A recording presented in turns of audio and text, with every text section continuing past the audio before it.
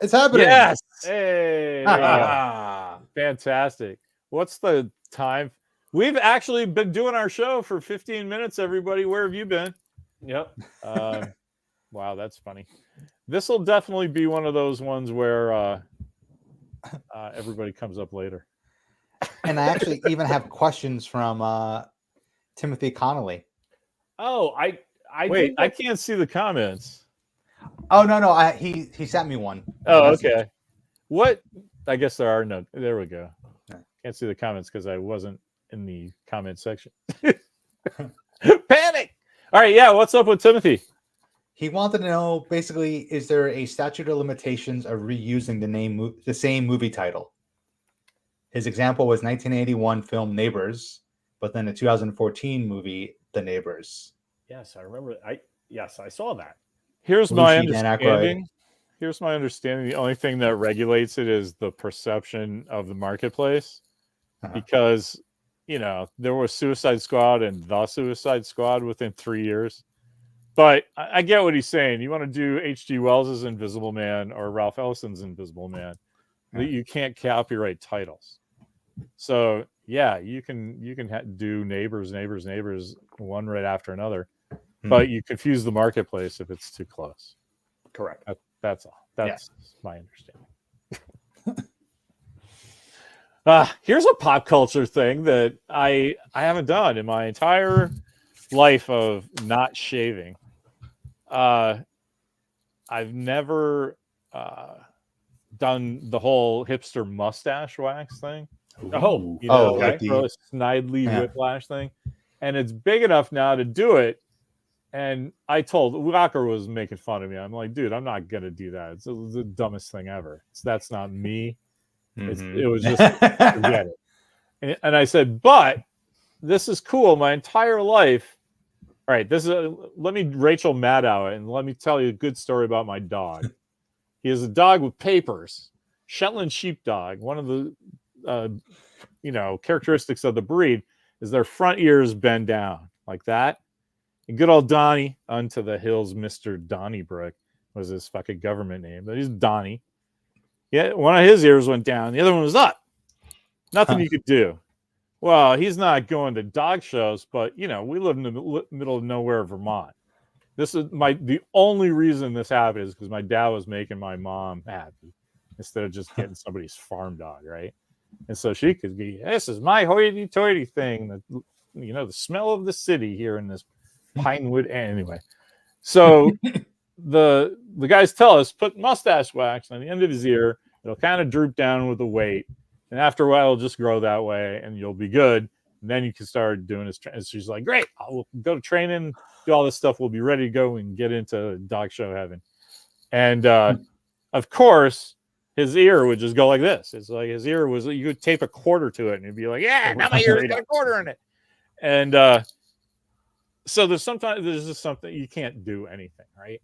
So now we're in the present, my whiskers again. One side goes the way I want it, and the other I guess this one. That's cool. Nice little curve, right?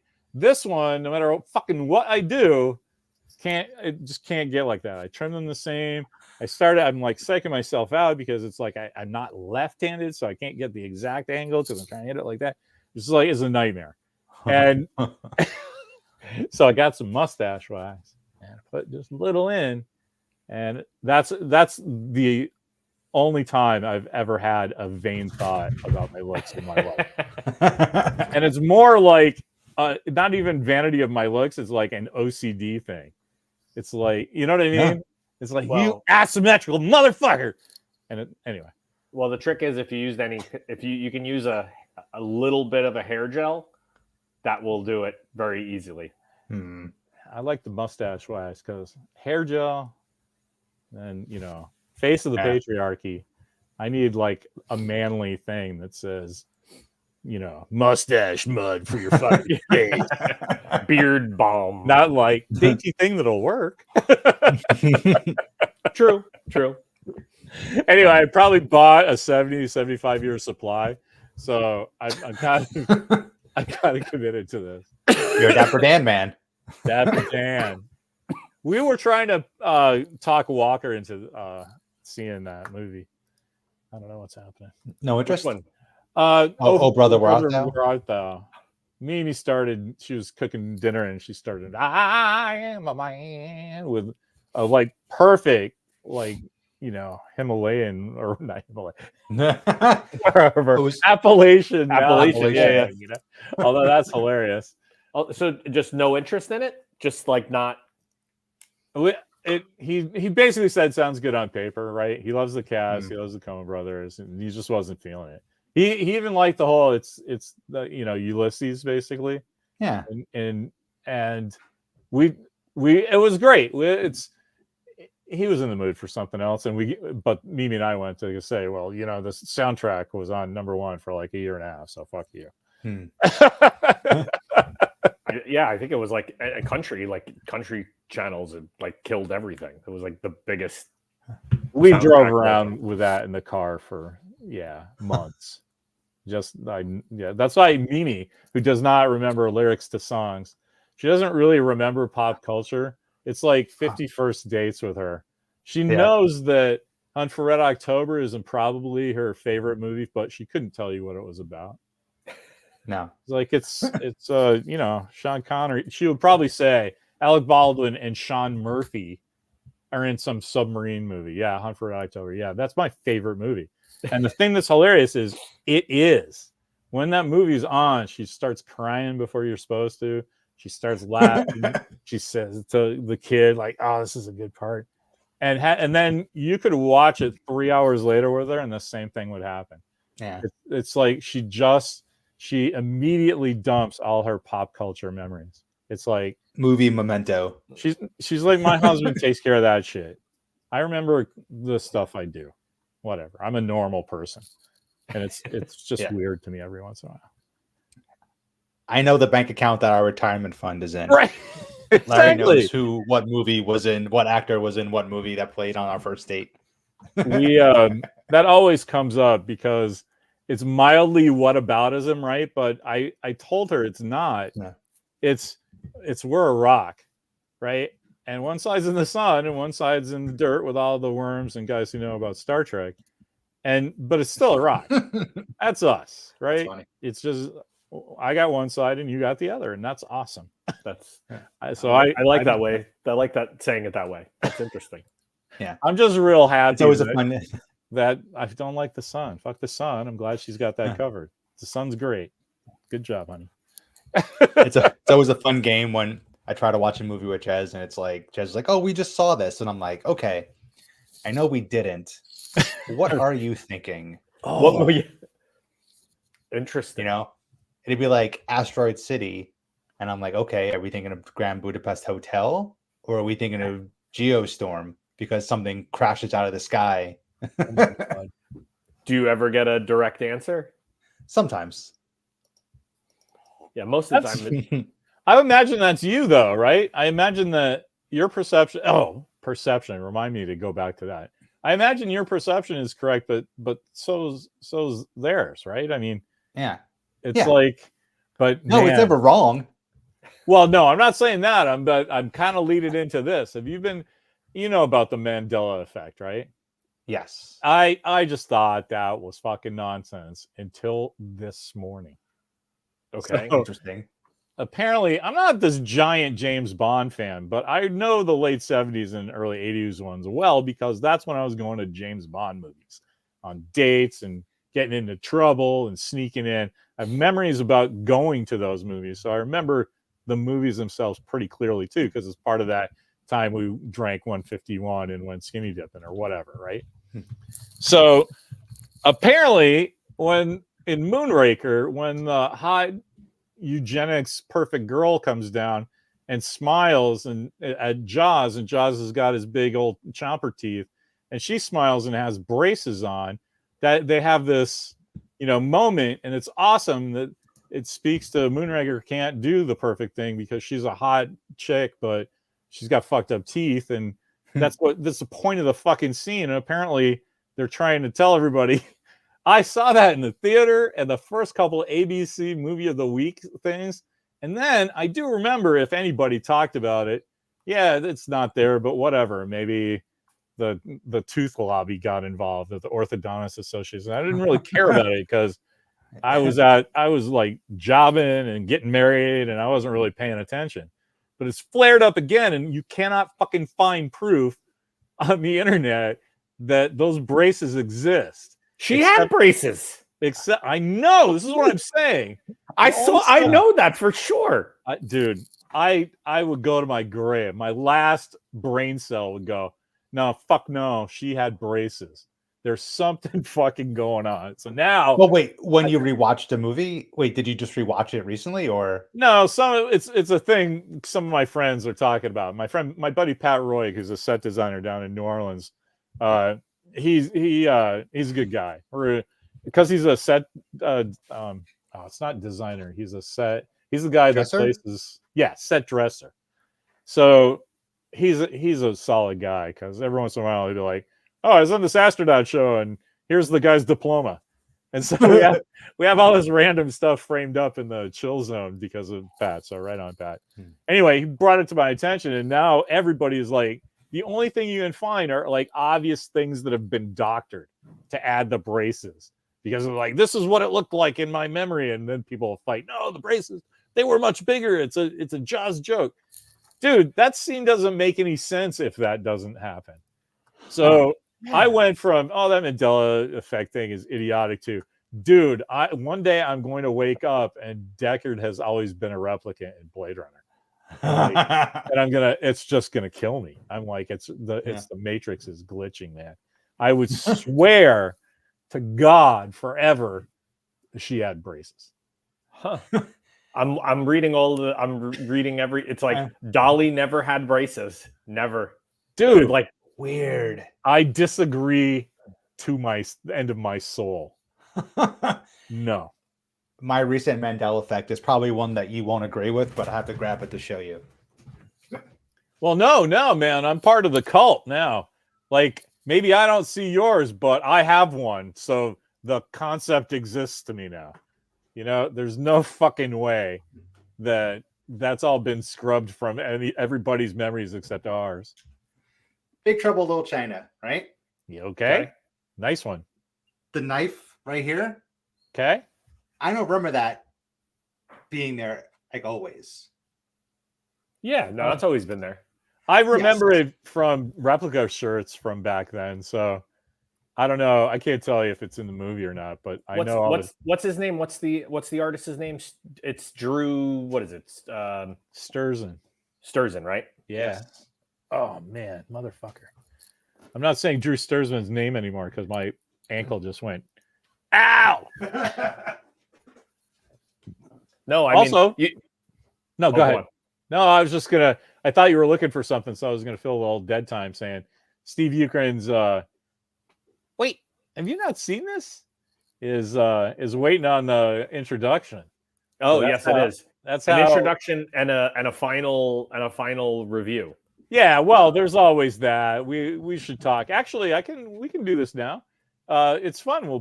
We don't have any comments because everybody assumed that we're not on. Because that was traffic. That wasn't us. I was thinking for the back cover.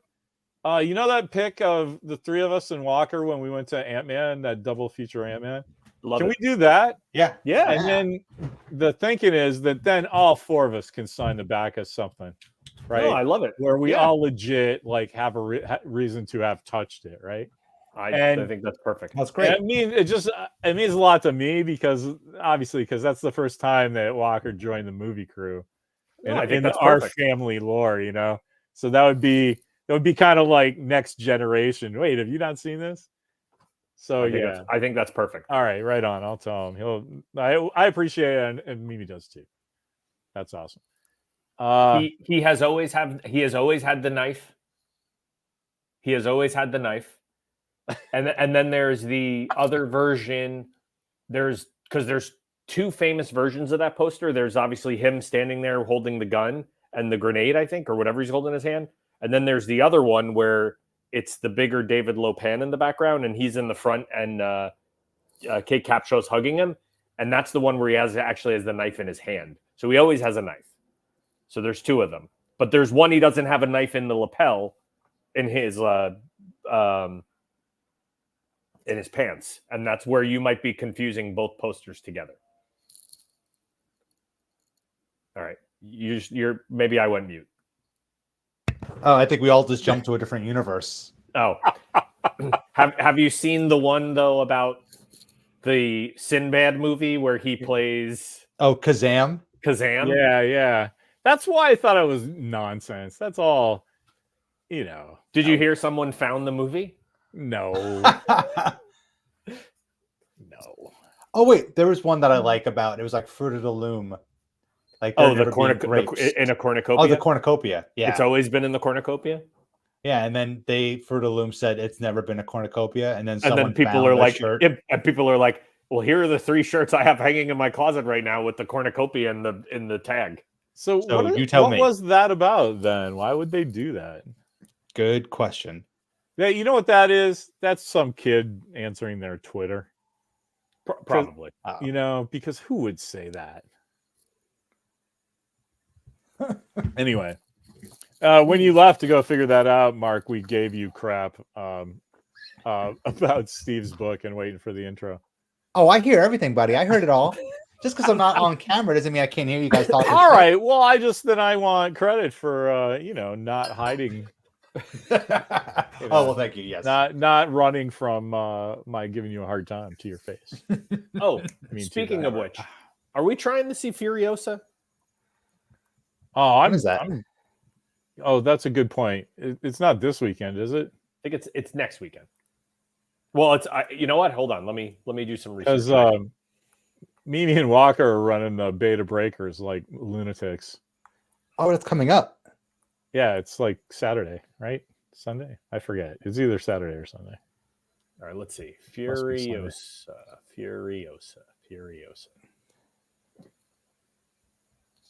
All I know is I was just reading that If is really bombed. That's oh really? Yeah. I kind of was hoping that would do pretty well. You know what I like about this whole thing? The stuff that would have been obvious hits when people went to movies as bombing like shit. Yeah. And then stuff like Roadhouse, which is a Doug Liman movie, and he threw the biggest shit fit of all time when they were like, hey man, we're not going to do this theatrically. We're going to do this streaming and see what happens. He's like, yes, I absolutely 100% back you for doing that, but not with my movie. You're out of your mind. and they did all that in public, right? And whoa, look what happened there. 80 million people saw it. And that's 80 million people aren't going to that in the theaters. That wouldn't have happened in the old days, right? So the studio was right on that one. So what's happening, it looks like, is that the big event movies are just you and your buddies at your house or your sweetheart, and like then the other nonsense is like, well, we gotta still have kids movies, I guess, and here's a time for like Korean films to show up. It's so funny that like the theatrical experience is kind of turned in indie, and the mainstream stuff is like going directly into your veins, right? Yeah. The one thing I keep on reading is I just hope that because they're making these big budget films that aren't doing well in the theaters, that it doesn't make them stop making them. Do you know what I mean? Where it's like Fall Guy is not going to make any not the money it needs to make back, but it's an original movie, and I kind of dig that they're making it. But like, did that movie need to be like $250 million budget? That's exactly what I was going to say. Fall Guy still gets made. It's just a $60 million movie now. Right. And that's And so that's nothing but good, man, because guess what? For the movie, the money that the first Fall Guy had, you at 60 million, you get 4 movies, right? Mm-hmm. And so then you get something that might be a crowd pleaser, and something that the kids like, and something that is all 4 quadrants, and then something edgy and weird. And then all of a sudden you're like making money in movies again, because the same family goes to those 4 movies at different points, right? Right. Yeah. Instead of just going to Fall Guy 2 or whatever. Yeah. Dude, I'm telling you, we could take over. COVID also just broke me in a sense where I have to I would pay $24. I'm going to pay $24 tonight to see the Ungentlemanly Warfare movie off of Prime. I wouldn't go to see that in the movie theater though, for half the price. Wow, really? Yeah. You mean now? Yeah, right now. Like, I gotcha. And like Fall Guy, I would rent Fall Guy right now for $20 and watch it, but I won't go to the theater to see it for half the price. Oh, see, I think I'm still the reverse. Like, I'm kind of like, I won't pay $20 to go see the Ungentlemanly because I'm like, I guess I still think that there's something about that experience in the theater, and even if it is just it's louder, like I don't know, I feel like that's the only time where I feel comfortable, like things being extremely loud and you know what I mean? Like I want to watch that, and I want the explosions to like shake my soul. And the only way I'm getting that experience is in a movie theater. I could try to recreate that at home, but like, when am I watching that movie and blasting the volume on like 100? Never, you know? I just thought you guys always help me clarify my thinking on stuff. I am exactly, once again, halfway in between the two of you, but in the coolest metaphor ever. I'm with Mark. The COVID broke me. You're absolutely right. I do not consume movie. I don't get out of going to the movies what I used to, right? Yeah. But it broke me in half, and it made another movie fan. Because how I dealt with my broken loss of going to the movies was fucking mainline movies with my kid, who was at the age to go, I guess this is what we're doing now, and like soaked it up, right? Because there was nothing else to do in COVID. So I feel like we were a worm, right? And we suffered this big thing, but when they cut it in half, and now we're growing back. We're about 75%. And so each of us, right? Which is still more worm than used to be. So I believe that's what's happening to the entertainment landscape. It's just, that's how I should really write this down, because nobody watches this except Mimi and, you know, and that's only, and you know, the guys, thanks guys, but we forget that, you know, you really need to tell people that you're on at 4 o'clock. I'm okay with this becoming just your notepad where you go back and you're like, okay, what did I say before? Okay. Well, you know what though? I also think, you know, that I agree with you, Larry. Like, it kind of broke. I think it broke me as well, because there was a time where, I mean, I could show you the movie tickets. I have a movie ticket to every movie I've ever seen. I've seen thousands of movies in the theater. And I think what it did for me is it officially made it a point where now there has to be this little hurdle in order for me to see it in the theater. Like, it's the smallest thing. And maybe it's just that, like, I'm going to go see it with you guys or something. Yeah. But like, gone are the days where it's just like, oh, this movie's coming out, I'm going to go see it in the theater. Like, that was a given forever. Yeah. And now it's like, oh no, it's something I'll see with you guys. Okay, so now I'll see it in the theater. Whereas, oh, I didn't see it in the theater, I missed that. Okay, that's kind of not a big deal. Where that would never be the case. Like, and to the point where it would be like, I can even think back on movies where it'd be like, I enjoyed it so much that if I could, I would even see it in the theater again before it came out of the theater. Whereas now that's so unheard of. I would never even, you know? Yeah, remember the old days? Yeah. Hey, let's put up this thing from Nick Tierce. Good old Nick Tierce. I love this guy. I know Nick from Props, but this guy's a force now. When you get to be my age, like I said, I'm right between you guys. I'm right in age between Nick and his dad. And so his dad, this is a very similar Walker thing, you know? His dad was very much into movie props. He did amazing replica of the Jurassic Park Barbasol can, stuff like that. Anyway, and then Nick grows up in that world and was in the prop stuff when I started to get into it. But and man, so you kind of, it's one of those things. Nick, I'm so sorry. He's in his 30s now, so I gotta go. You know, I watched him grow up, and you know, he came up like as a good guy. He's a good kid, but man, he works in immersive entertainment, and he loves Tomorrowland. You know what? We should get him on as a guest. That's how cool this guy is. So, unfortunately, he is a supremacist, a theatrical supremacist. So he's one of my more militant movie friends, which is fun. He makes movies, so man, he's in there bleeding. So his opinions on film are very well earned. I mean, I agree with what he's saying here. Yeah. But like, so here's a great example. Like, Furiosa is coming out next week. Yeah. Furiosa is kind of one I think I have to see on the big screen. It kind of like, yeah. You know, like I saw Fury Road on the big screen. I think like I have to see Furiosa on the big screen. I think if I miss that in the theater, I'll be very upset with myself. That would be like me missing Dune 2 in the theater. Like that would have really hurt me. Yeah. No, of course. I still have time to see that in theaters, right? Dune 2. Nope, I don't know. It's gone. I missed it. I'll regret that. I do. I'll tell you, Walker and I loved going to see Ghostbusters with you guys. Oh, see another, that's another example. You're there in spirit, man. Literally. Yeah. Wait, no. Can I go real quick? Like Sagasag, thank you very much. I'm going. I just here's where I am on this. I will go to the theater. I just don't have to go opening day unless it's with you guys, right? And I'm the guy that used to go opening day at 10 o'clock just to get it off my plate, right? Because I would get on the internet and start telling everybody they were wrong, you know? That just doesn't happen anymore.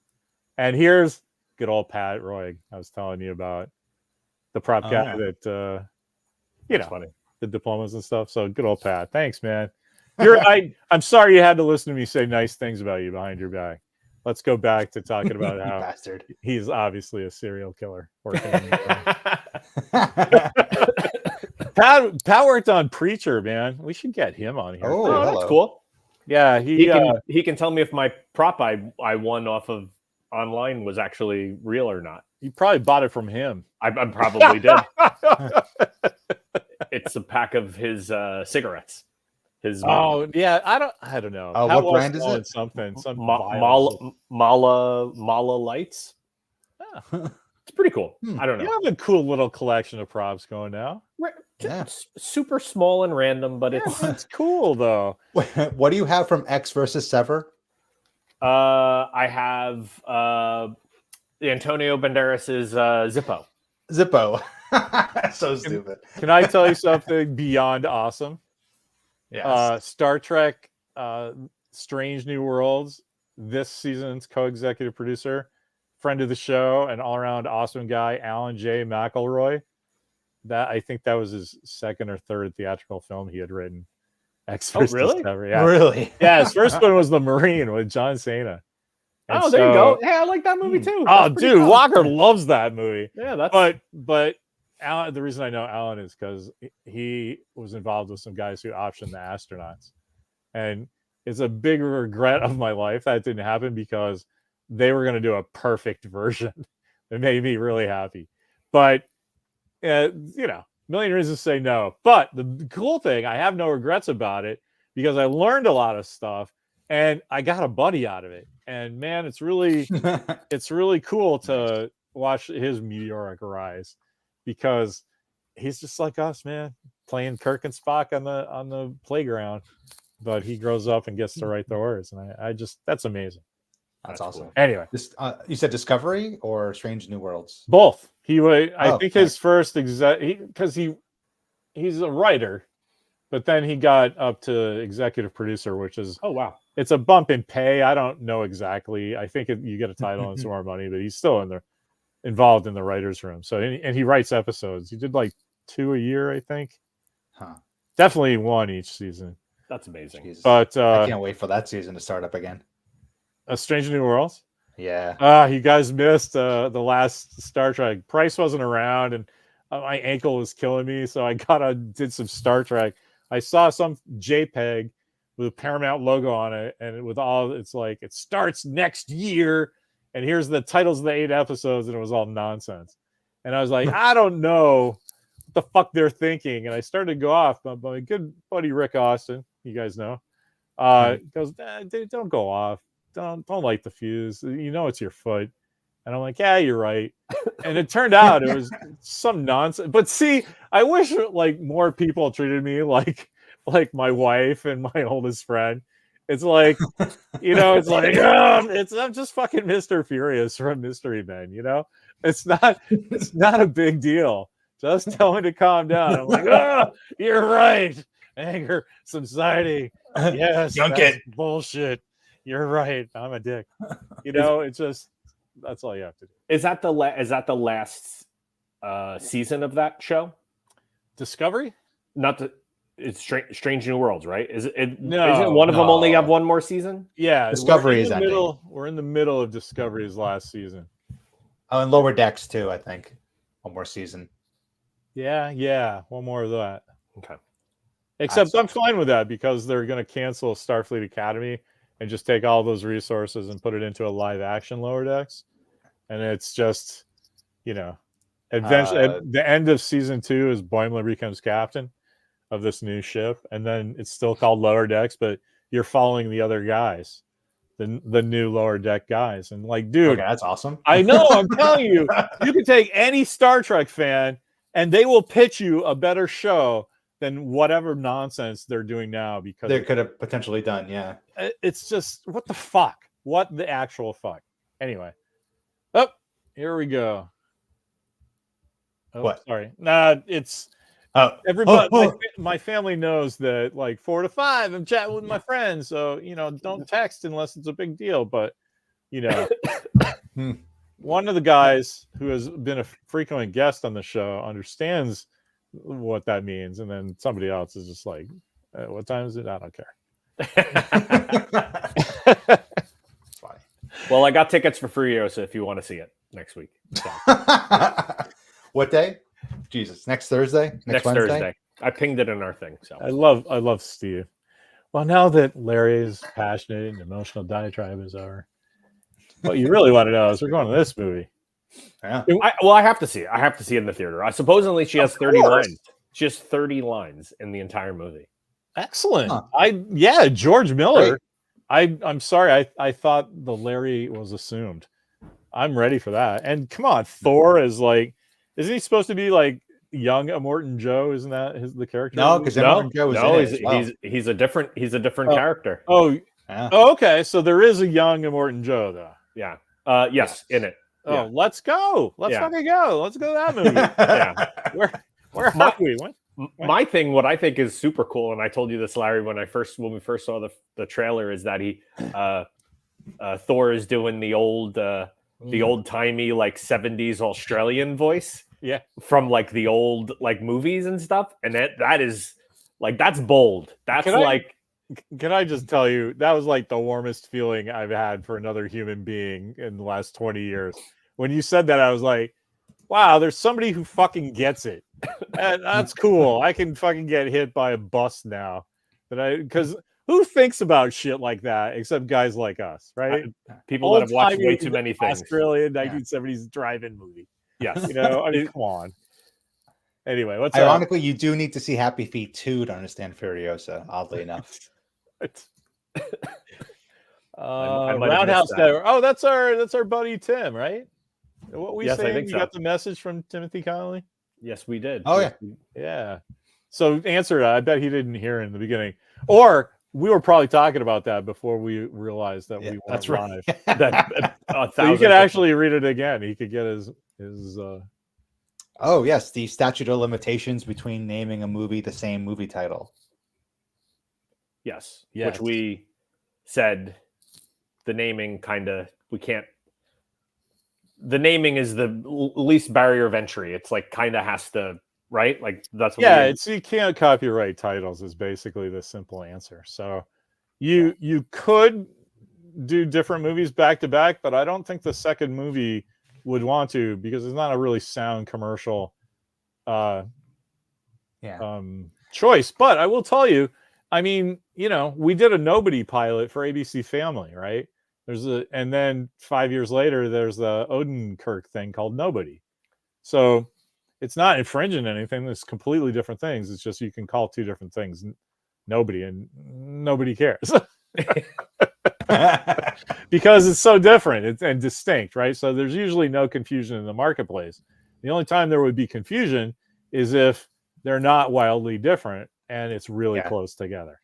Like if you do 2 detective stories 3 years apart, it's not smart. You're confusing the marketplace. I remember there was 2 Blown Away movies. I think there was one with I know it's the Coreys, Nicole Eggert, but then there's the other one with I think Jeff Bridges and Tommy Lee Jones. And the Nicole Eggert one is very good in a bad way. Both Coreys are in that one. Yeah, of course.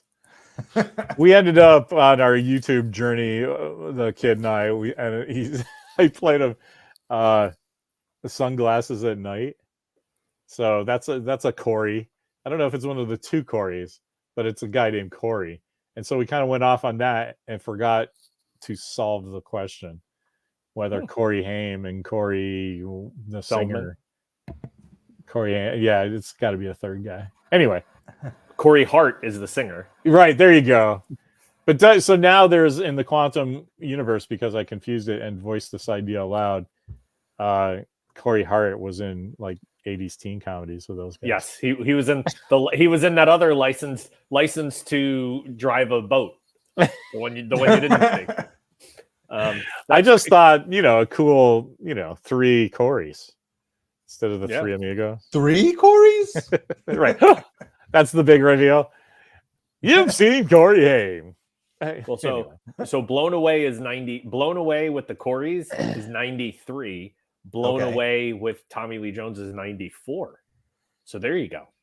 You can imagine disappointed 14-year-old Mark watching when you rented the one with Tommy Lee Jones. Yeah, that's pretty. Dude, that's a solid movie. You should watch that again. It's good. That holds up. I think that's the one where Tommy Lee Jones turns people into chemical bombs. They drink water and they blow up. Nope, that's Live Wire. That's Pierce Brosnan. That's Pierce Brosnan. Come on, dude. Come on. Well, this is. I don't want to stump the panel, but I have to. This question has haunted me for years. What's the fucking movie with Morgan Freeman and then some other guy? It's probably Ben Affleck. It's Keanu Reeves. What's that fucking movie? Chain Reaction. Chain Reaction. Chain Reaction. All right, cool. Look at that. It's been bothering me for years. I just have to talk to a couple of guys who know what I'm talking about, and I start to heavy Keanu Reeves, wearing weight Keanu Reeves. Well, he had his baby fat. No judgment. Come on, man. No, Raquel. Welch. No, who's the girl? The mummy. She's in it. Rachel Weisz. I don't know if that's Mark or me. Mark froze, but he's still talking, so that's my favorite part about this. Yeah, I can hear it, but it's like the Mark can't join us now, but his trading card will. No, because the Live Wire one is a really great movie. It's really funny because Blown Away is a bomb. Doesn't he disable bombs? He's bomb squad. I think Jeff Bridges is bomb squad in that one, and then that's the same thing with Pierce Brosnan. And I actually think Live Wire is one of the better Pierce Brosnan movies. Anyway, yeah, this is the whole period I was broke and doing other stuff. What year is that? Live Wire. Oh my God, Live Wire is 92. So it's actually before Blown Away. I was like homeless that year. I was in between like LA and San Francisco. So yeah, that's cool. I like that Mark not is going permanently to frozen. Can we just appreciate? He left. He's gonna come right back. Pussy. He bailed. He's come back. So let's make fun of him. Yeah. That's a good one. Have you ever seen? Those are those interesting movies where it's just like a true 90s action film where you're just like, it has the slimmest like premise, and you're just like, all right, I'm in. Is this the episode where everything is gonna break the entire time? Yes. You're good, man. You're good. Everybody's fine. Anyway, I don't know if you've heard Live Wire, the Pierce Brosnan one. That's 92. That's earlier than Blown Away. Both Blown Away movies. Jesus, I'm blown away. As if you needed to know that. Oh man, this is awesome. Thank you for the Furiosa tickets, Steve. Oh yeah, no worries, man. Seeing the date, that's the day after Mimi's birthday. Oh, perfect. No, that's perfect. Yeah, I'm just glad I didn't have the conversation. Happy birthday. We're going to the movies. I'm going to the movies without you. Well, that makes that easier for sure. Yeah. Jesus. Yeah. All right. Oh, Ron Silver was in Livewire. I didn't know that. Okay, I did know that. I just didn't. That never registered in my brain. All right. Here's a controversial hot take. I think Ron Silver's best work, like just award-winning work that has been overlooked unfairly by the masses, is Heat Vision and Jack. Oh, okay. You've seen that, right? Yes. Yeah. I thought you were going to say Time Cop, though. No, Yeah, he's he's great great in in Time Time Cop. Cop. Yeah, he's awesome. That's number 2. But man, being the main villain is Ron Silver, but you're actually Ron Silver, the actor, being a villain in a dude. Just everything about that. I'm so sad that didn't go to show.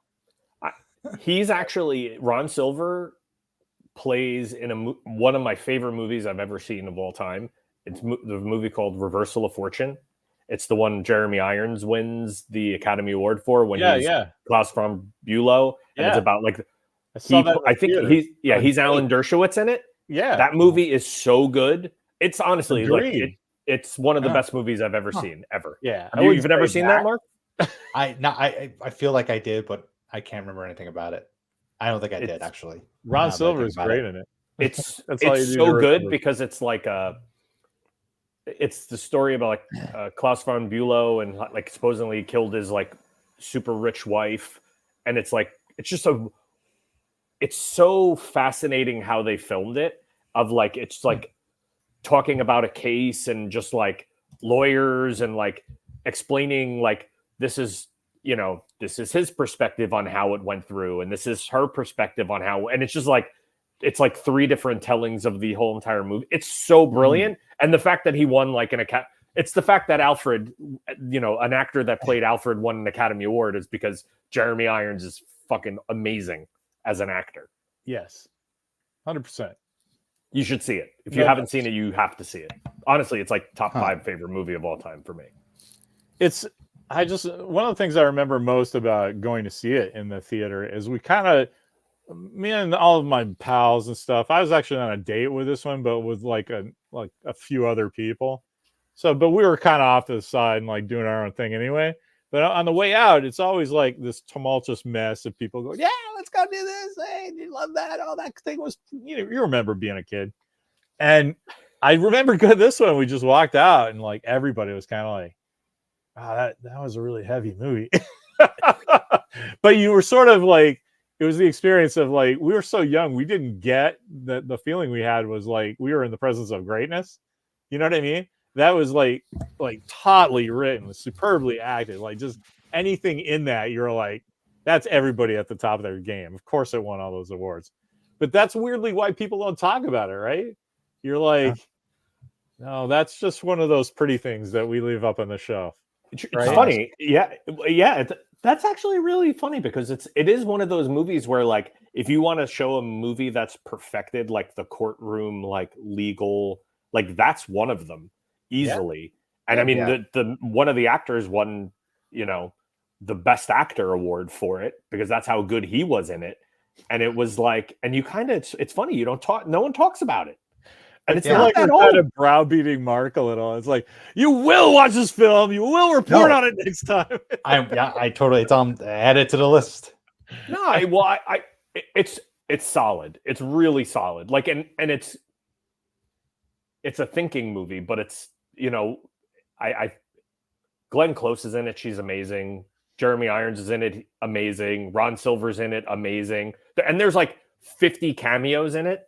It would be a good one to write an article about, but it's just like it won an Academy Award, so it's not like if you haven't seen it, you would be great for that. But like, when do you stop? You wouldn't write an article. You would end up writing a book, and you'd be flaming carrot at the end of it. Right. You know what I mean? Because you would just get that's a deep thing. You would have to research the cases. Like, you would go nuts, man. Don't do it. As your friend, please. Like Fisher Stevens is in it, like in like a bit role, and you're just like, and he's amazing for like in it for like 4 minutes, and you're just like, holy shit, that was just Fisher Stevens, and you're just like, it's like one of those.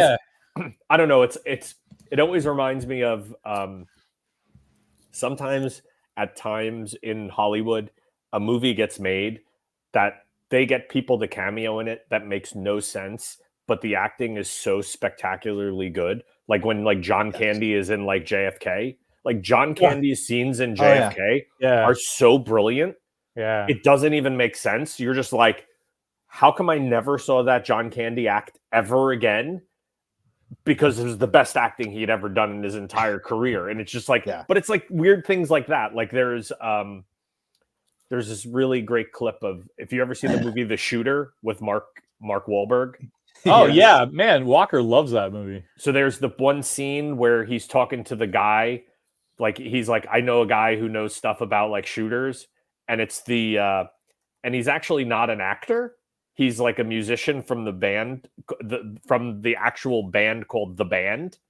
And remember when he's talking to the old guy, and the old guy's telling him like, you know, how do you know, they killed the guy on the grassy knoll. How do you know? He's like, I still got the shovel. Like, have you ever seen that scene? Like, it's another one of those scenes where like a guy is on screen for 5 minutes, owns it, is as good as you could possibly be for 5 minutes in a movie, and you never hear of him ever again or is in anything else, and you're just like shit like that is like, I love that shit. I don't know. Anyway. I like when it's the opposite, when it's like a small character who does one little line, and then you go to their IMDb and they've been in everything, but like they're just like a background player, you know, a 15th on the call sheet, but like they always work, and you're like, this guy's great. He's in that movie. He's in that. He's in this. I love the John Candy thing because he's had it in him the whole time, and you just get the feeling that like it got back to Oliver Stone that John Candy did some fucking speech at a dinner one night that made everybody weep, and he's like, "Oh yeah, really? Well, what about this?" And he's like, "Fuck yeah, pull it out." And then he slays it. And he's like, "That's not my thing, though, man. I'm this other guy, right? But I can do it. Sure. I know that for a fact because that happened to me creatively, right? I have no idea about the horror guys, and I wrote some floppy throwaway for Image that was but I just played with the structure and stuff, and it was just like, oh, and the guy's a cannibal, but like, because who cares? that's what everybody wants, but like, it was so fun to do, and the people who got it really got it, and they were like, fuck man, you have to do this. And I was like, no, you don't understand. I can, but that gave me no joy of what I get out of writing. Right. Like, sure. It was a technical exercise, right? I can do it. I'll prove to you fly I can do this kind of plane too. No. I don't like this though. No, it's just, that's right. Well, I guarantee you, right on the button. Something like that went through John Candy's head. Yeah, he's like, watch, I'll sit across from Kevin Costner and I'll you know, after he won the Academy Award for Dances with Wolves, sure, I can do that. And look, I'll outact Kevin Costner in this scene. I'll even do an accent. I'll even do an accent, Daddy. My other suspicion about this is that because I'm a giant comedy fan, I would make the argument that you have to be a better actor to be a comedic actor than a dramatic actor. So I think it's John Candy just going, you want me to do one of these? Like, okay. But like, did you guys see Planes, Trains, and Automobiles? Because I was making people cry and being funny at the same time. Yeah. Like, one's a little harder than the other. Oh, for sure. Yeah, you guys juggle. That's fantastic. Making grown men weep. That's great.